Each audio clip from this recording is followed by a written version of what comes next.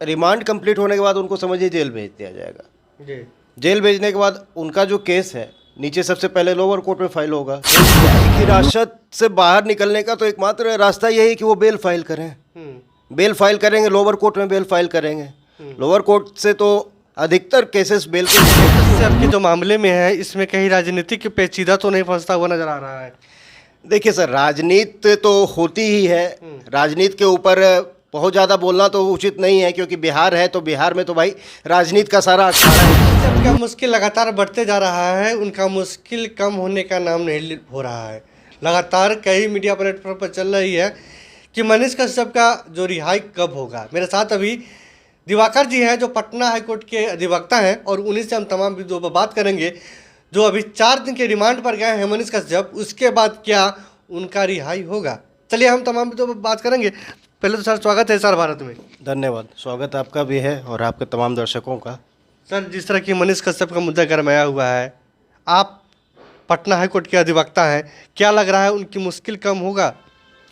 देखिए, मुश्किल की जहाँ तक बात है, अभी तो फ़िलहाल पहले ईओयू को 1 दिन का रिमांड मिला था, और 1 दिन के रिमांड में वो सारा जो भी उनका इन्वेस्टिगेशन था वो कंप्लीट नहीं हो पाया, तो फर्दर वो 4 दिन का और रिमांड लिए हैं, जो कि आज शाम को ही शायद कंप्लीट हो जाएगा।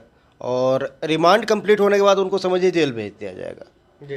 जेल भेजने के बाद उनका जो केस है नीचे सबसे पहले लोअर कोर्ट में फाइल होगा बेल के लिए।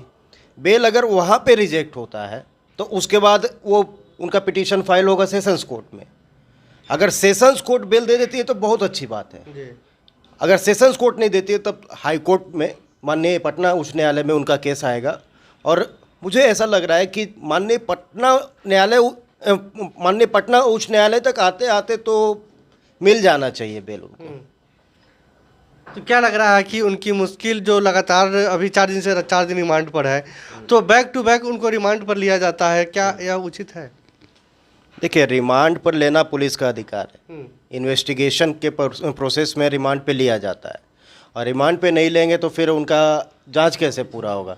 अब बिना जांच सही से जांच पड़ताल किए हुए आदमी दोषी है या नहीं है, इसका कोई निर्णय तो होगा नहीं। हालांकि एजेंसी सिर्फ जांच करती है, पुलिस एजेंसी है, ईओयू है, ये सिर्फ जांच करती है। जांच के बाद जो निष्कर्ष आएगा वो कोर्ट में प्रस्तुत होगा।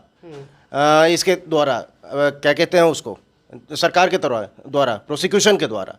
प्रोसिक्यूशन जो वहाँ पे अपना निष्कर्ष प्रस्तुत करता है, और उसके बाद जो मनीष कश्यप का जब ट्रायल चलेगा, और उस ट्रायल में ये साबित होगा कि मनीष कश्यप दोषी हैं कि नहीं है।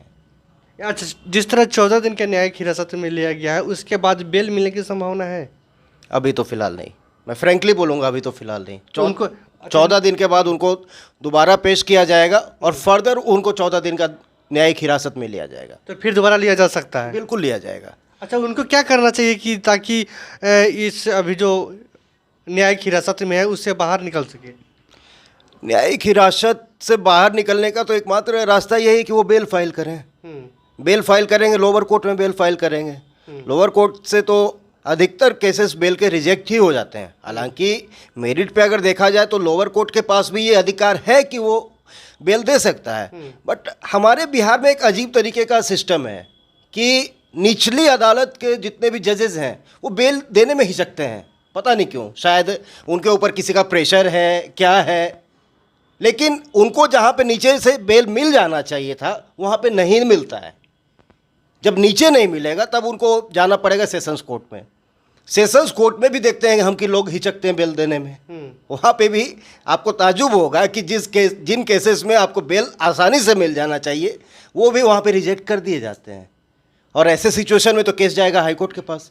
अब माननीय पटना उच्च न्यायालय के पास ऐसे ही केसों का इतना दबाव है कि मनीष कश्यप का केस वहाँ तक पहुँचते पहुँचते ऑलरेडी बहुत ज़्यादा समय लग जाएगा। तो क्या लग रहा है कि मनीष कश्यप के जो मामले में है इसमें कहीं राजनीतिक पेचीदा तो नहीं फंसता हुआ नजर आ रहा है? देखिए सर, राजनीति तो होती ही है। राजनीति के ऊपर बहुत ज़्यादा बोलना तो उचित नहीं है, क्योंकि बिहार है तो बिहार में तो भाई राजनीति का सारा अखाड़ा ही है। तो राजनीति के मैटर पे हम लोग ना बोले, लेकिन हाँ ये जरूर बोले कि अगर न्याय व्यवस्था उचित रहती तो कोई व्यक्ति दोषी है या नहीं है इसका निर्धारण जल्द से जल्द हो सकता था। अगर न्याय व्यवस्था उचित होती तो शायद नीचे के कोर्ट से ही उनको बेल मिल जाता। लेकिन हमारे बिहार में इतनी अच्छी न्याय व्यवस्था, अफसोस हो रहा है मुझे ये कहते हुए कि न्याय व्यवस्था इतनी मतलब फ्लोरिश है, उसके बावजूद लोग इतना निर्णय नहीं ले पाते हैं कि निचले स्तर पर ही उनको जमानत मिल जाए। और मैटर हाईकोर्ट में आ जाता है, हाईकोर्ट में केसेस का अंबार लग जाता है और ना तो बेल मिल पाता है, और इंसान अगर दोषी हो या ना हो वो सलाखों के पीछे हम रहता है। राजनीतिक मुद्दा इसलिए बोले हैं कि फिर के अयास वाला जो मुद्दा था फिर वह उभर कर आ रहा है। फिर एक तो पहले कि हम एक पुराने केस में उसको जाल में फंसाते हैं, फिर वह उनको न्यायालय की हिरासत में ले जाता है, फिर उसके बाद में बीच में तमिलनाडु वाला मुद्दा आ जाता है, फिर तमिलनाडु को पुलिस आ जाती है और फिर पुराने केस में उनको हिरासत लिया जाता है और फिर अयास वाले मुद्दे को उखाड़ दिया जाता है। देखिए, एक तो ये प्रोसेस है, ड्यू प्रोसेस ऑफ लॉ है, इसमें बहुत ज़्यादा कह नहीं सकते, लेकिन हाँ ये ज़रूर है कि जो टाइमिंग है उनको अरेस्ट करने का, कहीं ना कहीं तो राजनीति तो दिख रही है। राजनीति दिख रही है ना? बिल्कुल। क्या लग रहा है कि कहीं इस तरह अगर होता रहा है अगर बिहार में, तो क्या लग रहा है कि संविधान खतरे में तो नहीं है?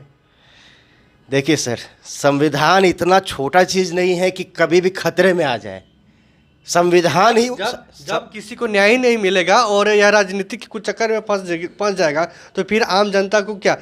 लेकिन अगर उनको जब इतना कठिन हो रहा है तो फिर आम जनता कैसे न्याय मिलेगा? सर, सबसे पहली बात, भारत के संविधान में हर एक नागरिक का बराबर का अधिकार है। तो सबसे पहले ये बात तो हम नहीं बोल सकते कि वो हमसे बड़े हैं या छोटे हैं। हर एक नागरिक का बराबर का अधिकार है। जैसे बराबर का अधिकार हर एक नागरिक को है, तो वैसे उनको भी अधिकार है कि उनका फेयर ट्रायल होना चाहिए और उनको सही समय पर न्याय मिलना चाहिए। कहा जाता है कि ये justice delayed is justice denied.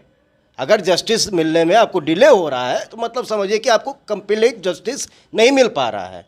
तो इसलिए इस चीज़ को देखना पड़ेगा कि भाई उनको सही से न्याय मिले। उनको क्या, हमारे न्याय व्यवस्था में ऐसा कुछ सुधार करना चाहिए कि हर एक किसी को जल्दी से सही से न्याय मिले। लेकिन यहाँ पर जैसा कि आप बता रहे हैं कि पुरानी घटनाओं का समावेश करके इस कहानी में काफ़ी हद तक ऐसा प्रतीत हो रहा है कि कहीं ना कहीं राजनीतिकरण है। लेकिन फिर भी एक चीज़ हम कहेंगे कि भारत का जो संविधान है इतना बड़ा है, हम हर किसी लोग का अधिकार है कि भारत के संविधान का पूजा करें, और संविधान हमें ये अधिकार देता है कि हम सही तरीके से अपने कानूनी अधिकारों को इस्तेमाल में लाएं। और मुझे ऐसा विश्वास है कि मनीष कश्यप और उनके विद्वान अधिवक्ता लोग भी सही उचित कानूनी तरीका अपना रहे होंगे ताकि उनको जल्द से जल्द न्याय मिल सके। अगर लोअर कोर्ट से अगर नहीं मिली तो लगता है कि पटना हाई कोर्ट से कुछ राहत मिलने की संभावना है।